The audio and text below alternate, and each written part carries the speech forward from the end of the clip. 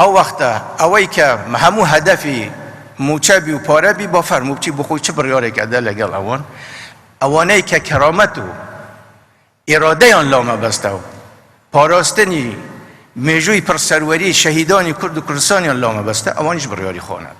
کوردایەتی و قسەزلەکانی دەسەڵاتدارانی هەرێم و فرۆشتنەوەی بە خەڵک تەنیا 2 ڕۆژ بڕی نەکرد ئەوە تا تەواوی بەرپرسانی هەرێم موچەی مانگی 5 بە تەڵتینکراوی لە بەغدا وەرگرت و پشتیان کردە کەرامەت و وجدان و کوردایەتی.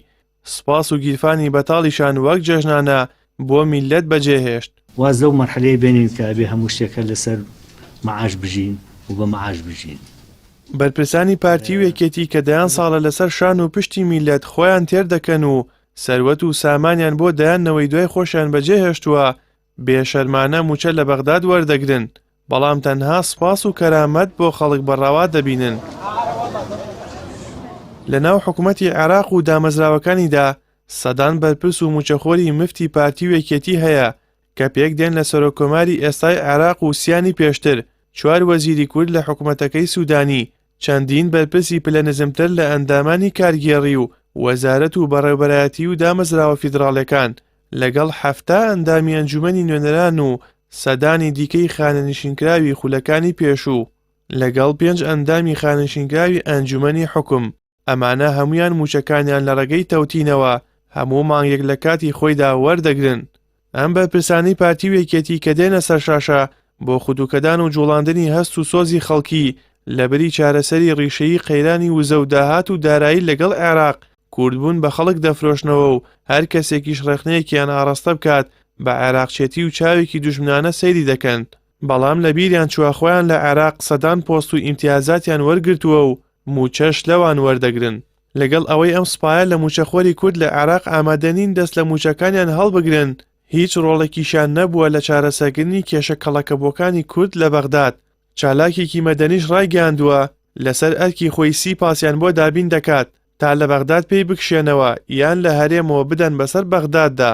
خەڵکی دەپرسێت بۆچی وەرگرتنی موچە بە ڕێگەی تەوتین هیچ زیانێک بە کارامەتی بەرپرسانی دەسەڵات ناگەیەنێت بەڵام بۆ موچەخۆری ئاسایی زیانی هەیە. بۆچی موچەی تەوتینکراوی ئەوان بە پێچەوانەی تەواوی موچەخۆرانەوە هیچ زیانێکی بۆ سەروەری و قەوارەی هەرێمی کوردستان نییە.